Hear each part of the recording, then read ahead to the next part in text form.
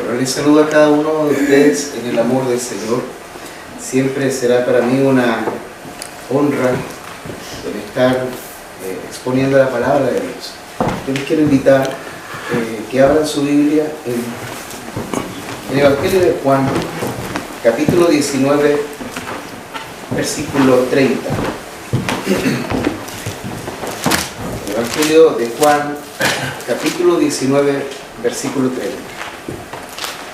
Hemos ya cantado y bendecido al Señor y ahora vamos a ser nutridos con su palabra. Aquellos que lo hayan encontrado leerán conmigo y dice así la palabra del Señor.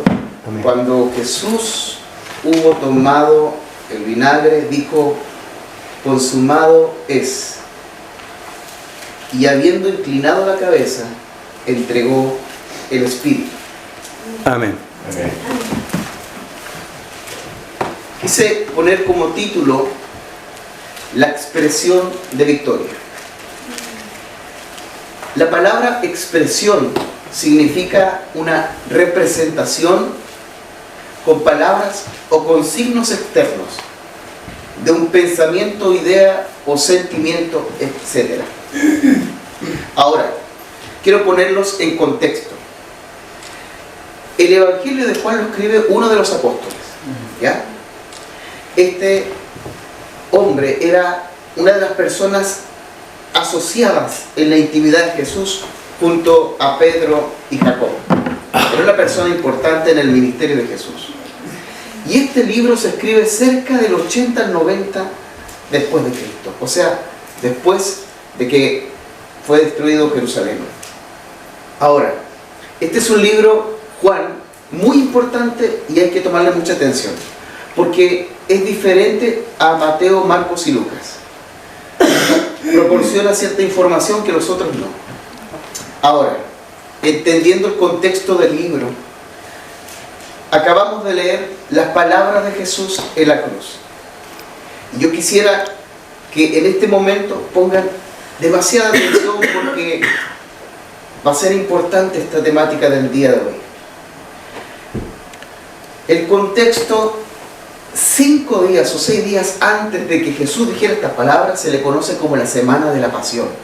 Es ahí donde viene el concepto como la Pasión de Cristo. Porque habla sobre los 6 días, diría yo, 5, que fueron los últimos días de Jesús en la tierra. Amén. ¿Dónde pasó esos 5 días, predicador, dirá usted? En la casa o en la localidad de un gran amigo. ¿Sabe cómo se llamaba? Lázaro. En Betania. ¿Por qué digo un gran amigo? Porque vemos en la Biblia las lágrimas de Jesús al saber que su amigo había muerto. Amén. Pero ¿cómo es eso si él sabía que lo iba a resucitar? Porque él era 100% hombre y 100% Dios. Amén. Estaba en la localidad de su amigo. Imagínese que usted está enfermo con una enfermedad de muerte. ¿Usted dónde va a querer estar? ¿En el hospital o en su casa? En su casa. Estaba en un lugar donde realmente se sentía amado. Claro, estaba Marta, María, Lázaro. En el primer día, domingo, porque nosotros comenzamos el lunes, pero los judíos del domingo, se recuerdan la entrada triunfal en Jerusalén cuando muchos gritaban, otros judíos se molestaban. Y decía los judíos: calla este pueblo, pero él decía: si los callo, las piedras comenzarán a alabar. Amén. Pero hay una escena del día primero, antes de que lleguemos a esta porción de la palabra, muy bonita, pero se da vuelta de manera rápida porque Jesús en el fondo conocía el corazón de las personas, como en este momento Dios conoce sus corazones. Amén. Estaba la gente eufórica alabando a Dios, pero de pronto vemos la escena en que la Biblia mira Jesús a Jerusalén y le dice: Jerusalén, Jerusalén, ¿cuántas veces yo quise reunirte como las gallinas a sus polluelos, pero no quisiste? Ahí vemos también que realmente el hombre o la mujer podemos ser de manera tan rápida. Con esta palabra quiero hacer entender lo que los judíos hacían, de ser hipócritas en la adoración. Pero también vemos la escena donde Jesús conocía su corazón. No me verás más hasta que me digas: bendito el que viene en el nombre del Señor. Amén. El segundo día antes de su muerte, el día lunes, vemos la escena donde Jesús quería comer, veía un higo frondoso y no tenía frutos y lo maldice. Sana a muchos enfermos. El tercer día habla ciertas parábolas. El cuarto día, miércoles, Judas planea entregarlo.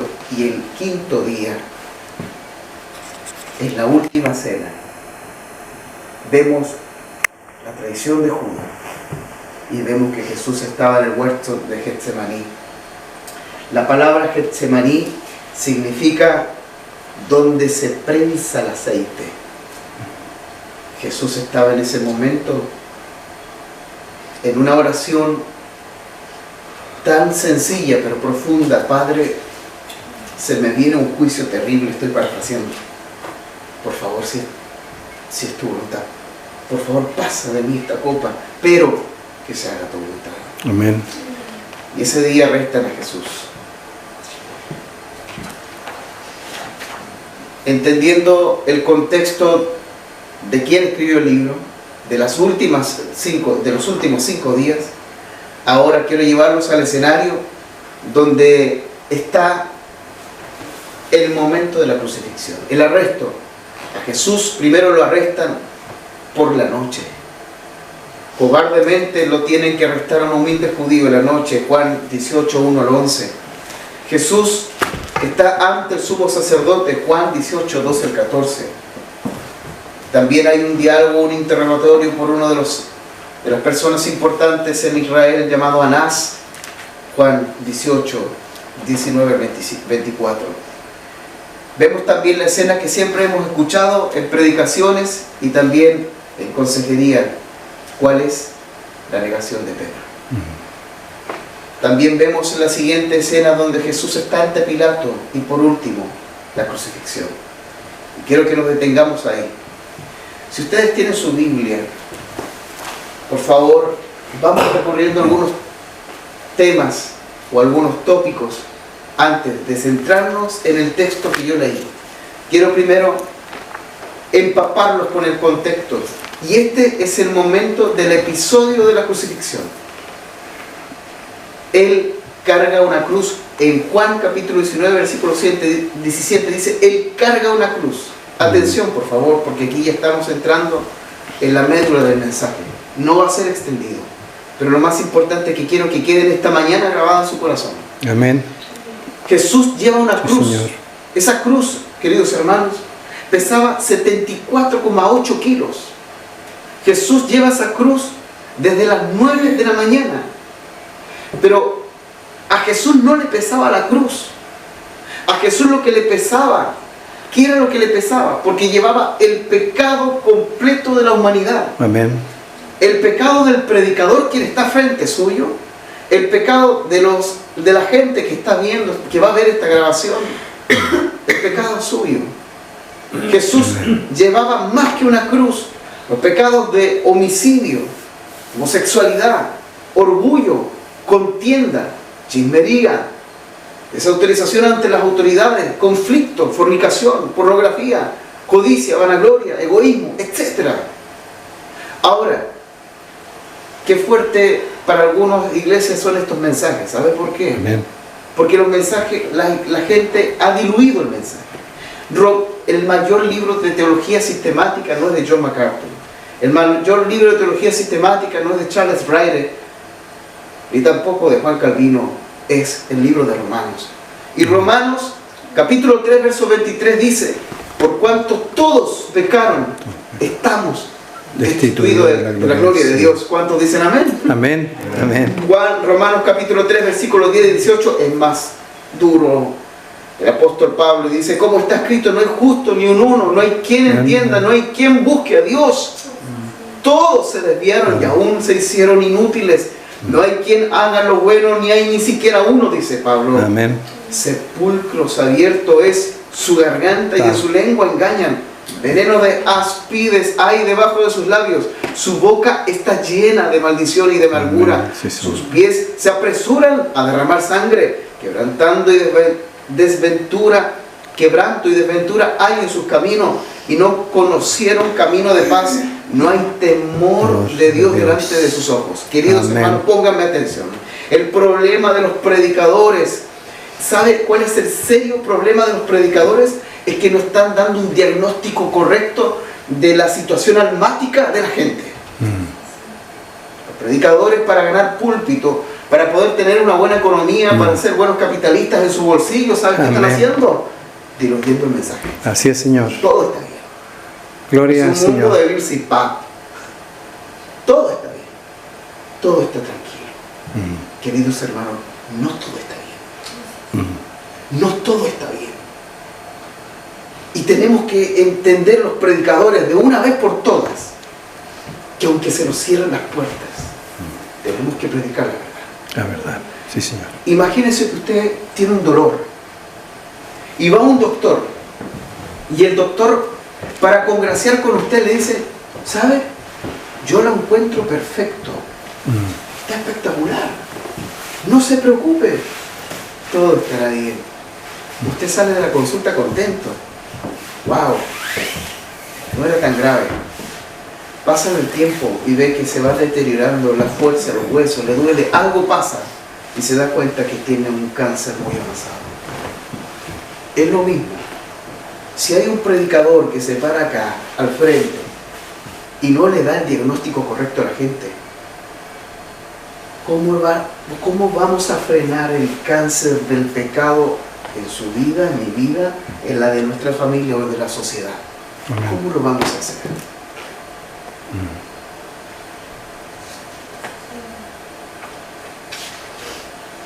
Juan, capítulo 19, verso 18, dice: lo crucificaron en medio de dos ladrones.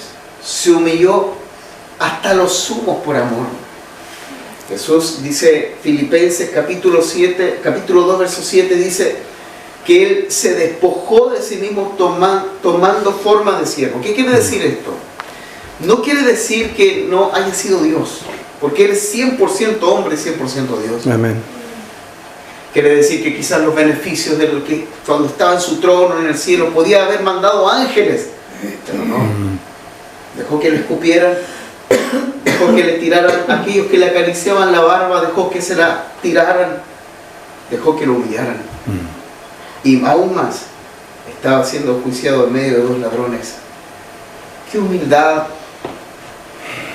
más grande de este Dios al que usted adora. Humildad que también nosotros tenemos que tener. Humildad en que nosotros tenemos que forjarnos a pesar de la situación política, económica, social o educacional que tengamos. Tenemos que ser humildes. Juan 19, verso 9 dice: le colocan un título sobre su cabeza. Les cuento algo. En el Imperio Romano, cuando se crucificaba o se daba sentencia a una persona, tenía que colocarse arriba de su cabeza la causa. Y Pilato coloca en griego, arameo y latín: Jesús Nazareno, Rex Judeorum. Jesús de Nazaret, rey de los judíos. Los judíos se molestaron y le dijeron a Pilato: ¿podrías cambiarlo? ¿Podrías colocar arriba? Él dijo: yo soy el rey de los judíos. Pero Pilato dijo: lo que he escrito, he escrito. Estaba siendo públicamente condenado nuestro Dios. En el capítulo 19, verso 20 al 24, se muestra otra escena donde ridiculizan a nuestro Dios, donde reparten y juegan con sus vestimentas, las vestimentas de su Mesías. No supieron reconocer que su Mesías estaba ahí. Capítulo 19, versículo 25 al 27, habla que Jesús se preocupa. Qué hermoso es esto, hermano. Jesús se preocupa de su madre. La mirada tierna del Creador también se particularizó sus ojos en una mujer quebrada.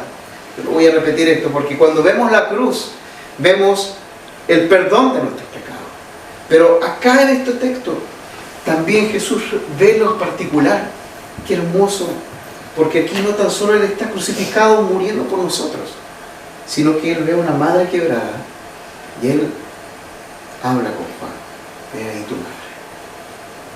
Esto nos enseña mucho, hermano. Aún hasta estos detalles nos enseñan que debemos de honrar a nuestros padres. Aún en los momentos más difíciles debemos de estar ahí con ellos. Otro punto es que a Él le dieron de beber vinagre. Esto era una especie de anestesia que se le daban a las personas que estaban en extremo dolor. Pero uno de los evangelios dice que Jesús no tomó aquel vinagre. Ahora, este es el corazón del mensaje. Qué breve es su mensaje, predicador. Me interesa que te quede aquí en el corazón. Amén. La médula del mensaje y lo que acabamos de leer en el Juan capítulo 19, verso 30, hay una palabra, hay una expresión, hay un clamor que dijo: consumado es. Consumado es. ¿Cuántas veces he leído este texto, predicador, pero no lo entiendo? Hoy lo vas a entender. Amén. Esa expresión en griego quiere decir tetelestai. Tetelestai. Consumado es tetelestai. Pero ¿qué significa? No lo entiendo. ¿Por qué en medio de la cruz Él dijo consumado es? Para un judío esta expresión tenía sentido, porque significaban tres cosas. Número uno, cuando había un siervo que se le mandaba a hacer un trabajo y él terminaba ese trabajo e iba donde su amo y le decía: tetelestai, o sea, el trabajo que me diste fue terminado. Amén. En otro concepto, o en otra forma de expresar este concepto, mejor dicho, era en cuanto al término de comercio. Cuando había alguien que adeudaba algo y venía y pagaba su deuda, el judío daba un pequeño recibo y decía: tetelestai, la deuda ha sido cancelada. Y otra aplicación a este concepto, consumado es, era cuando los sacerdotes trataban de buscar a una oveja perfecta, lista para sacrificar en el Pesaj o en la Pascua. Y tomaba mucho porque era tan santo este ritual. Y cuando uno de los judíos encontraba la oveja perfecta, sin manchas, en perfectas condiciones, ellos gritaban: lo encontramos, el trabajo ha sido terminado, tetelestai. Para un judío no era desconocido este término, esta expresión de victoria. ¿Por qué digo expresión de victoria? Porque, como habíamos dicho en el comienzo del mensaje, Jesús llevó todos nuestros pecados en la cruz del Calvario. Amén. Todos. Sí, Señor. Y cuando Él termina y es crucificado, en ese momento, la pega terminó. Consumado es. Ya pagué los pecados del pastor Cristian, Amén. pagué los pecados de Jonathan, pagué los pecados de María. Consumado es. Se terminó todo. Sorbida es la muerte en victoria. El trabajo. Esta expresión es una expresión que a nosotros debería darnos alegría, porque ahora, cuando nos presentemos delante de Dios, cuando muramos, créame que usted no va al cielo por sus obras. No. Pero cuando vaya al cielo y se presenta ante el Padre, yo me lo voy a imaginar. Los ángeles verán el acta y dirán: Señor, Él reconoció que tú moriste por Él. Amén. La justicia de Dios se le imputa a usted. O sea, el Padre va a ver en usted que realmente usted creyó en Jesús. Sí, y en el momento que usted crea en Jesús, usted cree que Él murió por usted. Amén. Los ángeles verán: sí, Jesús, Señor, tú moriste por Él. Eres justificado. Amén. Apocalipsis capítulo 1, versículo 17 y 18 dice: no temas, yo soy el primero y el último, el que vivo y estuve muerto, mas he aquí, que vivo por los siglos de los siglos. Amén. Y tengo las llaves de la muerte y del Hades. Y para concluir esto, para que quede grabado en sus mentes y en sus corazones. Algunos me dirán, lo entendí, pero no tan bien, predicador. No importa, yo se lo ilustro. Imagínense que usted va al banco y pide un crédito muy alto, se lo pasan en efectivo y al salir le roban. Usted va, ingresa al banco, yo sé que ahora hay seguros, pero para que se ilustre la idea, y le dice al cajero o al ejecutivo, me robaron. Ellos le dirán, a nosotros la verdad es que no nos interesa. Nos interesa que nos paguen con las deudas, con los intereses. Claro. Y empieza a dialogar la persona, pero yo lo tengo, lo pedí justamente para poder levantar un emprendimiento porque estoy viviendo una crisis, no tengo nada para pagar, ¿cómo lo hago? Lo siento. Y de pronto baja el hijo del banquero, ve la aflicción de esta persona y le dice al ejecutivo, no se preocupe, yo le cancelo su deuda. En ese momento esa persona fue justificada. Amén. Sin hacer nada, le imputaron una justicia. Lo mismo Jesús. Usted no hizo nada. Solamente había una persona desvalida, quebrada, ciega, muerta. Ahí estábamos nosotros. Y Jesús nos dio vida. Jesús perdonó nuestros pecados. Y le dijo al Padre, Padre, yo muero por ellos. Así es, Señor. Yo voy a morir por ellos. Y ellos recibirán mi salvación, porque los amo. Oramos al Señor. Padre, gracias por tu palabra. Gracias por este remanente pequeño. Amén. Pero por sobre todo, gracias por morir por nosotros. Sí, Señor. Señor, aunque seamos indignos, Dios, Sí, Señor. tú, Señor, fuiste misericordioso con nosotros. No por ser los mejores, sino porque justamente fuimos los peores. Así es, Señor. Señor, yo te pido que selles esta palabra en los corazones de mis hermanos. Bendito es. Y bendigas esta iglesia hermosa, Señor. Sí, Señor. Muchas gracias por esta mañana. Muchas gracias, Señor. Bendice a mis hermanos, aquellos que lideran, Señor, a la familia pastoral, Señor. Muchas gracias. En tu nombre oramos. Amén y amén. Amén. Que Dios les bendiga, hermano.